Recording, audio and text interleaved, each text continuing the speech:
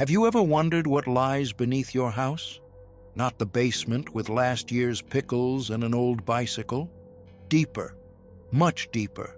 Beneath your garage, beneath the playground where your kids are laughing right now, beneath the quiet supermarket where you lazily go to buy milk. What if I told you that down there in the eternal darkness and cold, in a silence broken only by the drip of water, there stretches another America? A ghost civilization built from fear, sweat concrete, and the most closely guarded state secrets. A country waiting for an apocalypse that by some stroke of luck never came. This is a story about the secret bunkers of the United States during the Cold War. But don't be fooled. This isn't just a tale about military installations and the thickness of concrete walls. It's a journey into the subconscious of an entire nation that once stared into the blinding eyes of nuclear fire and decided the only way to survive was to bury itself alive. And the scariest part, a piece of this underground country is still alive. It breathes, it waits. And sometimes, if you hold your breath and listen in complete silence, you can hear its cold metallic heartbeat echoing deep within the earth. To grasp the sheer scale of this collective madness, this grandiose project that could be called the architecture of fear, let's travel to the heart of America, to Colorado. Here beneath the granite mass of Cheyenne Mountain lies not just a bunker, it's a mythical creature, a city fortress burrowed into the rock like a titanic worm. Picture this. For 5 years, from 1961 to 1966, thousands of engineers and workers like modern gnomes from Scandinavian sagas blasted and drilled through solid granite. Day after day, ton after ton, they excavated nearly 700,000 tons of rock, creating a system of tunnels and artificial caves the size of small skyscrapers inside the mountain. Within this man-made hollow, they built an entire complex of 15 steel buildings, each 3 stories tall. And here's the almost unbelievable detail. Not a single one of these buildings touches the rock walls. They're mounted on giant 1,000-ton spring shock absorbers. Can you imagine it? An entire city on springs. This was done for one chilling purpose. When a Soviet megaton warhead struck the mountain's peak, turning it into molten glass, this underground complex would merely sway gently, like a cradle absorbing a seismic shock capable of wiping an entire state off the map. Air was supplied through a sophisticated multi-stage filtration system capable of purifying it from radioactive dust chemical agents and biological weapons. Everything a dying world might use to poison its last inhabitants. And the entrance to this citadel is guarded by 2 massive blast doors, each weighing 25 tons. Can you hear that sound? It's not thunder. It's the piercing screech and heavy clang of metal as hydraulics slowly, inexorably slide these steel slabs shut, sealing the entrance. It takes exactly 45 seconds. 45 seconds to forever separate yourself from sunlight, from the sky, from the wind, from everything you've ever known and loved. This was the nerve center of NORAD, the North American Aerospace Defense Command.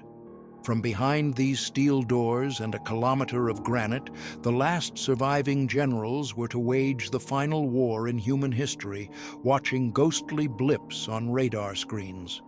The smell of this place is the acrid scent of ozone from countless servers running 24/7, the smell of cold, sweaty metal, and the faint but ever-present aroma of machine oil and hydraulic fluid as if it had seeped into the very air for decades.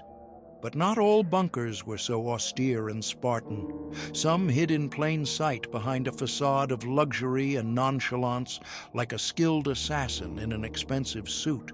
Let's travel across the country to West Virginia, to the famous and glamorous Greenbrier Resort, a place where 26 U.S. presidents played golf, where Hollywood stars and European monarchs sipped cocktails by the pool. For 30 long years, from the late 1950s to the early 1990s, the richest and most influential people in the country relaxed, laughed, and made deals, unaware that right beneath their feet, behind a wall covered in bright wallpaper, designed by the renowned Dorothy Draper, lay a top-secret government facility codenamed Project Greek Island. This was a bunker designed for the complete evacuation of the entire U.S. Congress. Imagine this. You're a guest at the hotel walking down a luxurious corridor in the West Wing, and one of the walls, which seems perfectly ordinary, is actually fake. Behind it lies a 30-ton blast door leading to a parallel world. Down there, 200 meters below ground, was a sprawling underground complex covering over 1,000 square meters, a miniature capitol. A chamber for the House of Representatives with 470 seats, a Senate chamber, a massive communications center, a medical block with an operating room, and 12 beds, its own power plant, and a water purification system. There was even a television studio from which the rescued congressmen were to address the handful of survivors, urging them toward order and national revival. And the most chilling detail, a crematorium was included. The architects of fear thought of everything down to disposing of the bodies of those who couldn't endure underground life. For 30 years, a small group of hotel staff, sworn to lifelong secrecy, kept the bunker in a state of full combat readiness. Posing as technicians, servicing room televisions, they descended below, changing air filters, checking food and medical supplies. They lived double lives, serving champagne upstairs, while knowing that below, in sterile silence, awaited the tomb of American democracy. The horror of this place lies not in its military austerity, but in its monstrous hypocrisy. The smell of chlorine from the pool mingling with the imagined scent of decay. This secret collapsed in 1992 when Washington Post journalist Ted Gupp published his investigation exposing the Greenbrier's secret to the world. The government was forced to acknowledge the facility's existence and decommission it. Now they give tours there. But what about ordinary people? Were they left to simply pray and stare at the sky? No, the government took care of them too. In the 1950s and 60s, America was swept by a true bunker fever, a mass hysteria carefully stoked by the authorities. Magazines like Life and Time featured smiling families on their covers, posing in front of their brand-new private shelters. The government distributed brochures with reassuring titles like Survival Under Nuclear Attack, complete with detailed blueprints for family bunkers that could be built in backyards. The American dream gained a new mandatory component. Alongside a big house, 2 cars in the garage, and a neatly trimmed lawn, every true American family needed its own concrete cocoon underground. This sparked an entire industry. Companies sprang up like mushrooms offering ready-made shelter kits, Geiger counters, 5-year supplies of canned water, and freeze-dried food, chemical toilets, and hand-cranked generators. Neighbors bragged to each other about the thickness of their concrete walls and the reliability of their steel doors. It became a status symbol, like a new Cadillac. Children in schools practiced duck and cover drills, while at home they played nuclear alert. But behind this bravado and performative optimism lurked a sticky, primal fear. Fear not only of a distant Soviet bomb, but of the neighbor next door. What would you do when the sirens wailed in the night and the Smith family from across the street who didn't finish building their bunker started pounding on your steel door? Would you let them in willingly, sharing your scarce, carefully calculated supplies of food, water, and most crucially, air? Or would you sit in the dark, hands over your ears, listening to their screams and pleas until they faded in the roar of the firestorm? This dilemma was discussed in all seriousness in national magazines and on television. Priests and psychologists offered their advice. The Cold War wasn't just fought between superpowers. Its most terrifying battle unfolded in every backyard in the heart of every American. And today, when people buy old houses built in those years, they sometimes stumble upon these time capsules. Concrete boxes buried under junk and garden tools containing cans of 50-year-old preserved peaches, a box with a Geiger counter in its original packaging, dust-covered board games, and a faded government pamphlet teaching how to properly dispose of bodies in a post-apocalyptic world. But there were other structures even more sinister in their silence. Not shelters, but nests. Nests from which steel birds of retribution were meant to take flight. Across the country, in the fields of Kansas, the deserts of Arizona, the forests of Arkansas, a network of hundreds of missile silos for Titan II and Atlas intercontinental ballistic missiles was scattered. Imagine an inverted skyscraper plunging over 50 meters into the earth. A massive concrete well housing a missile as tall as a 10-story building, fueled with toxic propellant and carrying a warhead hundreds of times more powerful than the bomb dropped on Hiroshima. Nearby, in a separate underground bunker connected by a tunnel, 2 officers stood watch in complete isolation from the world.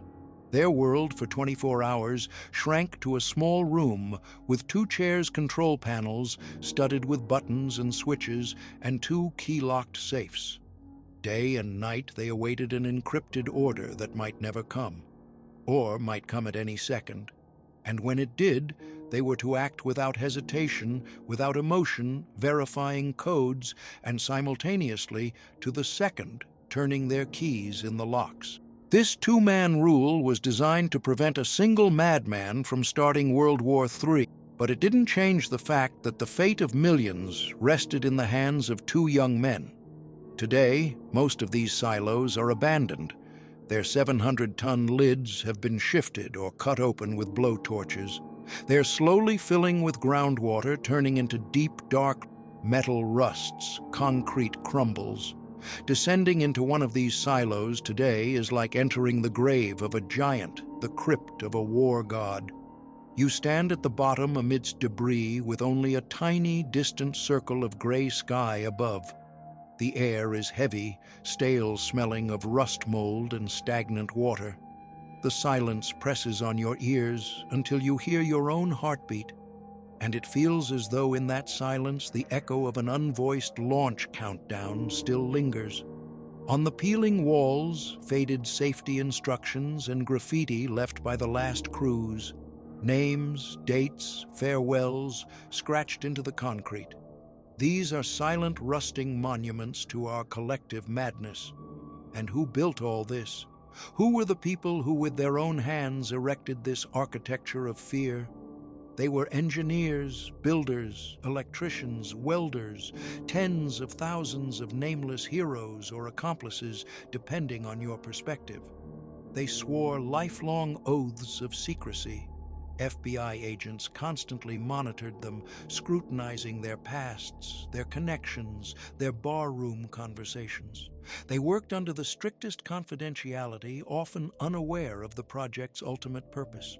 Imagine a builder from West Virginia who for 2.5 years shows up daily at a secret site disguised as a front company called Forsyth Associates, a fictitious firm created to cover the construction of the Greenbrier bunker. For years, he pours cubic meters of concrete lays, kilometers of cables, installs complex ventilation systems, and every evening when his wife asks, he replies with the same line: building an exhibition hall for the hotel, or just a government warehouse. These people carried the secret for decades. They knew they weren't just building structures, they were building the stage for the final act of the human drama, and that knowledge left an indelible mark.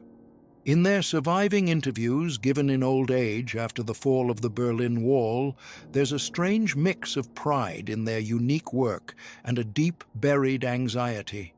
Their eyes held a peculiar weariness, the weariness of people who had stared too long and too closely into the abyss. But building a bunker is only half the task. The real, most terrifying question is, how do you survive inside? How do you preserve not just your body, but your mind, when beyond the concrete and steel, your entire familiar world has turned to radioactive ash? The architects of fear wrestled with this too. Let's peek into the daily routine of a top-tier government bunker like Site R in Pennsylvania, known as the Underground Pentagon, or Mount Weather in Virginia, a shelter for top civilian officials. There were no windows, no cycle of day and night, just the eternal unchanging glow of fluorescent lights and the relentless maddening hum of life support systems. That hum, the sound of your survival, over time becomes torture.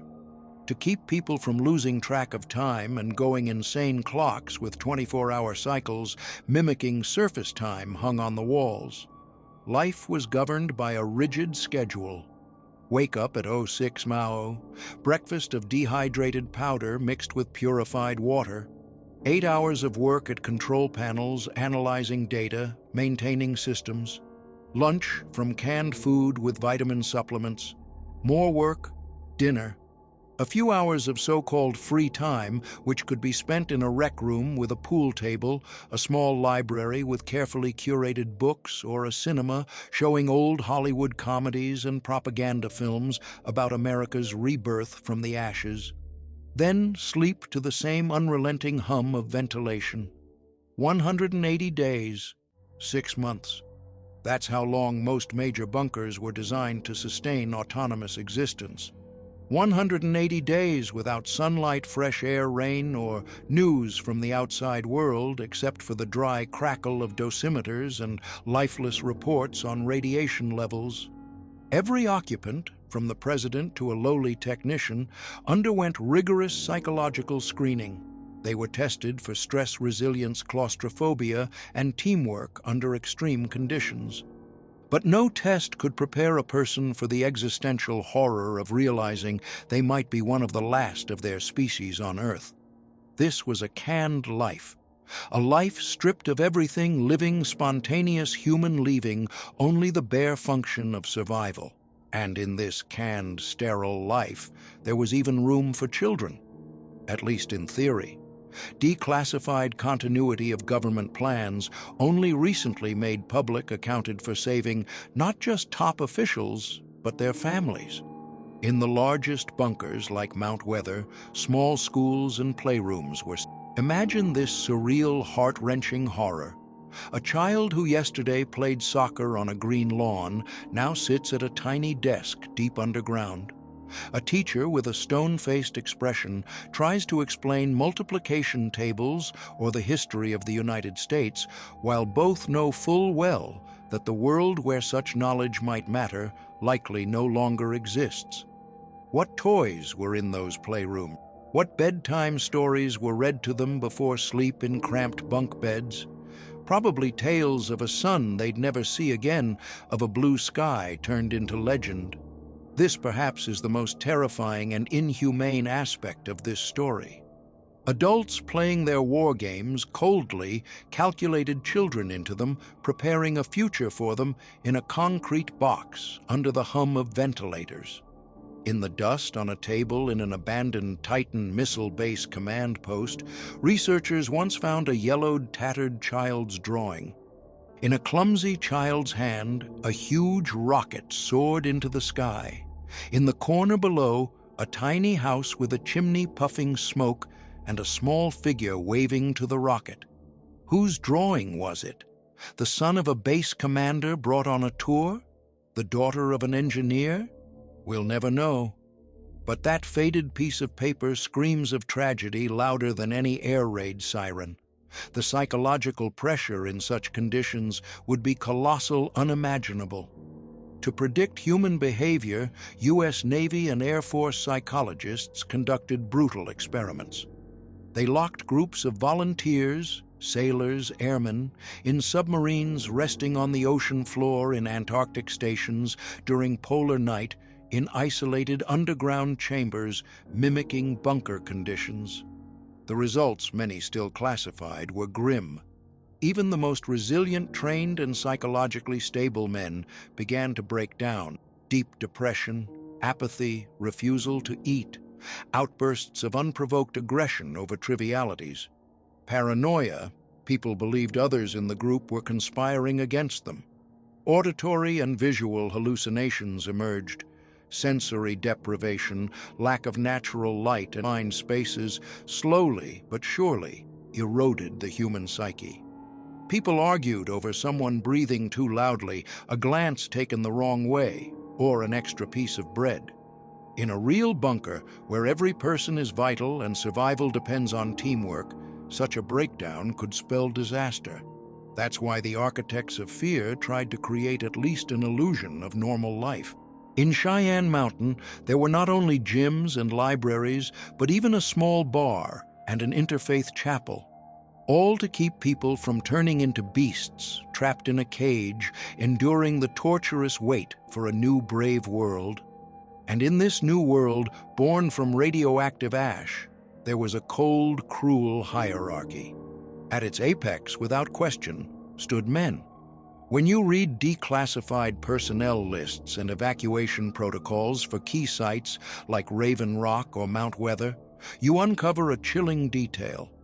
There are places for the president, vice president, cabinet members, generals, key engineers, doctors, and technicians, but there are almost no places for their wives or children. The plan was simple and monstrous in its pragmatic logic. Upon receiving a nuclear attack, warning a high-ranking official or general was to say goodbye to their family, likely for the last time, board a government limousine or helicopter, and head alone to a secret evacuation point. They were saved not as humans, not as husbands or fathers, but as functions, as carriers of critical knowledge and skills needed to manage the remnants of the country. Family in this ruthless survival calculus was a liability. Emotional baggage. Women and children were to stay behind and share the fate of millions. It was a world built on the logic of species survival, not the salvation of loved ones. A world where love, loyalty, and family ties were less valuable than the ability to read military maps and issue orders. It's hard to imagine a more terrifying choice a person could face.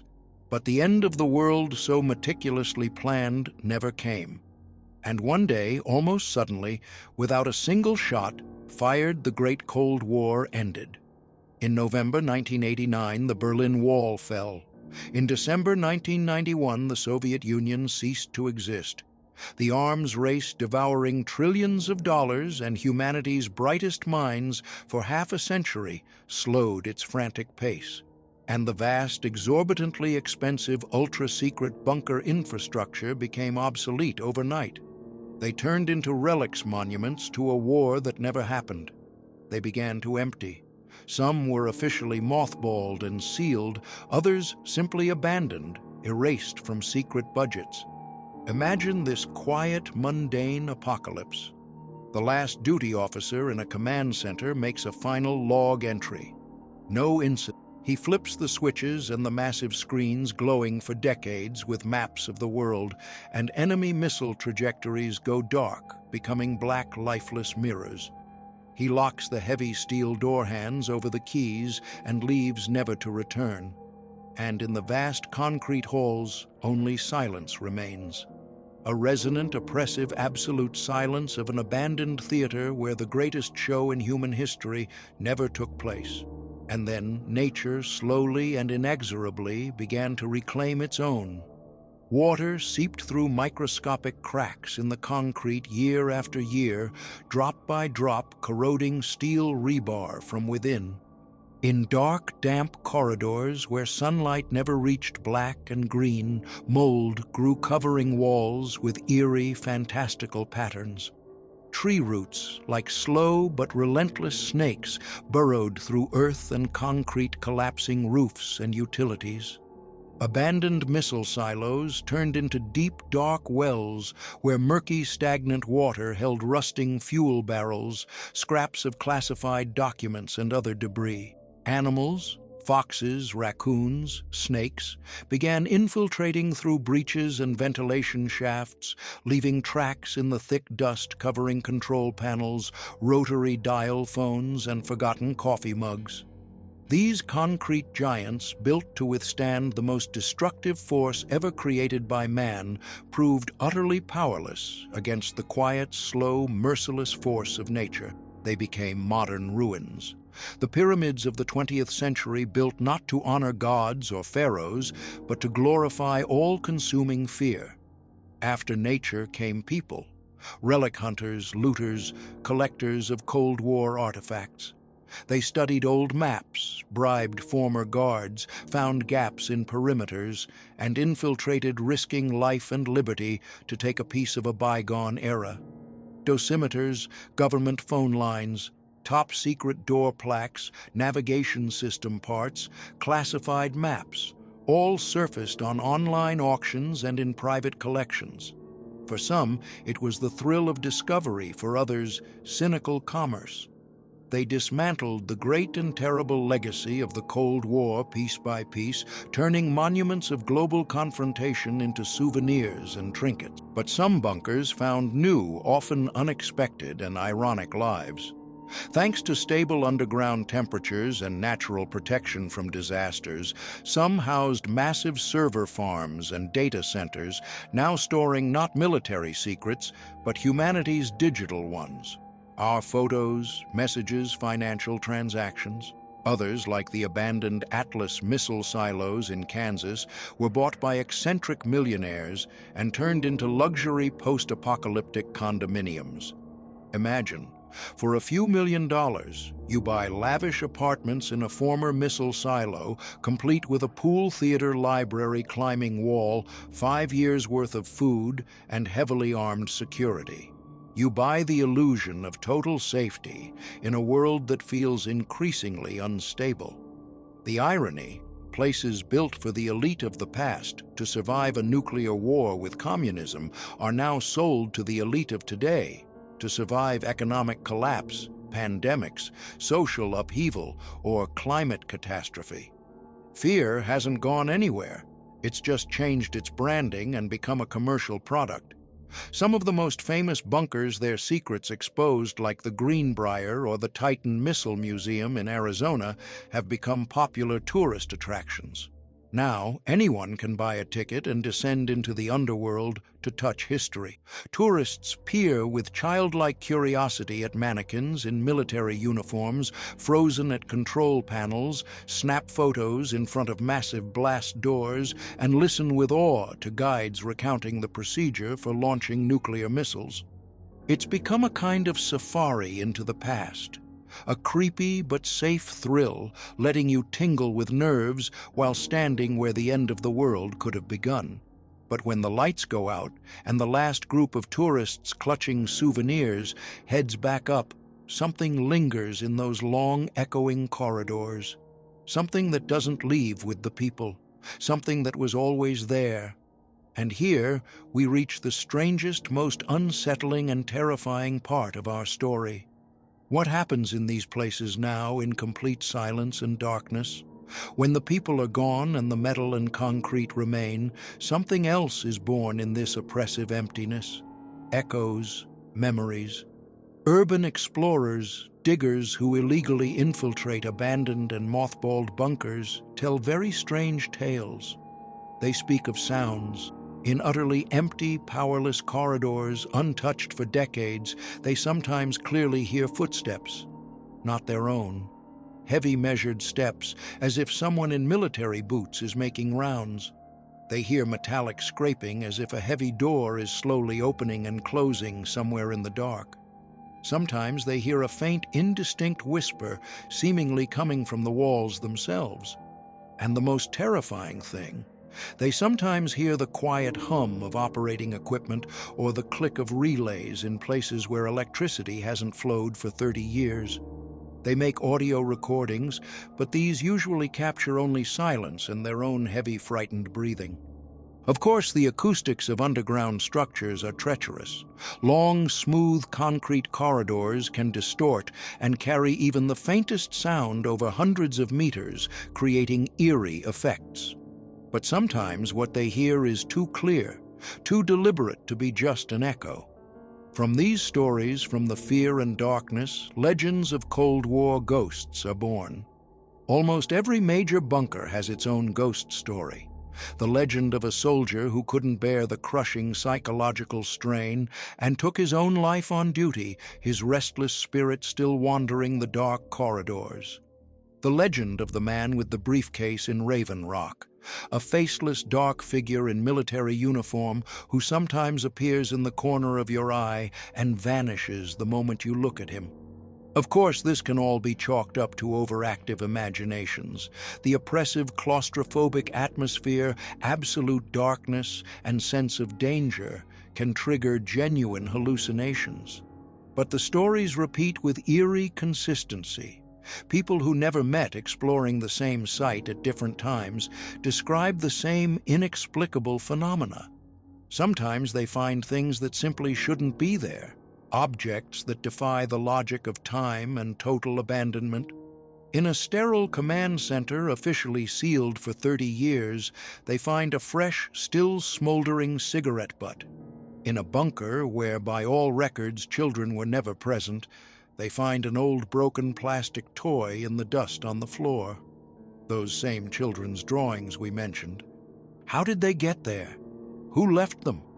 These small, quiet, inexplicable details are far more terrifying than any loud ghost stories.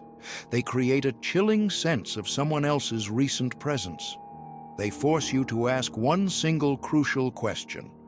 Is this place really abandoned? And this question is a direct, wide path to conspiracy theories that flourish around these mysterious sites.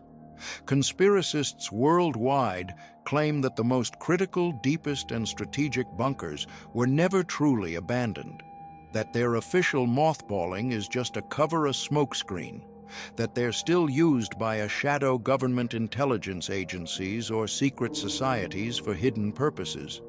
They point to strange activity around some mothballed sites, satellite images showing new ventilation shafts or access roads. They speak of a vast network of ultra-deep underground tunnels built with giant atomic boring machines connecting key bunkers to each other, to the White House and to the Capitol. They talk of bases for extraterrestrial contact hidden so deep that no bomb could reach them. Of course, this sounds like wild paranoia, but when you're standing in a dark, echoing corridor hundreds of meters underground and hear an inexplicable sound, the line between reality and the wildest fiction becomes very, very thin and fragile. Scientists, of course, try to find rational scientific explanations. They talk about infrasound, low-frequency vibrations below 20 hertz, inaudible as sound, but physically affecting the body and psyche. Infrasound can cause feelings of unexplained fear, panic anxiety, a sense of another's presence, even visual hallucinations, as its frequency can resonate with the oscillations of our eyeballs. In bunkers, the source of such infrasound could be massive ventilation systems, even if long dormant, vibrating from drafts and air movement in kilometer-long shafts. They talk about the Ganzfeld effect, when in total sensory deprivation, in absolute darkness and silence, our brain, starved of external stimuli, begins to go mad and generate its own images and sounds, true hallucinations. These are proven scientific facts. But are they enough to dismiss all the strange stories? Or are infrasound and tricks of the mind just the language through which this place, this architecture of fear, speaks to us? A language it uses to tell its dark, terrifying stories. We've spoken of giants known to the world, Cheyenne Mountain, the Greenbrier. Their secrets, though long concealed, were eventually revealed. But what if the most terrifying and important secrets are those still hidden? What if there are bunkers not marked on any map, even the most classified? The lost bunkers of America. Entire communities of enthusiasts, independent historians, and investigative journalists search for them today. Like modern archaeologists, they sift through tons of declassified government documents, looking for stray mentions, code names, odd budget lines. They spend hours studying satellite imagery, searching for anomalies. Strange construction sites in remote areas, roads leading to nowhere unusual ventilation outlets in the middle of a desert. They cross-reference rumors and fragmented accounts from former soldiers and builders. And sometimes, very rarely, they find blind spots on the Pentagon's map. One such place, long shrouded in mystery, was a massive bunker under Pony Mountain in the small town of Culpeper, Virginia.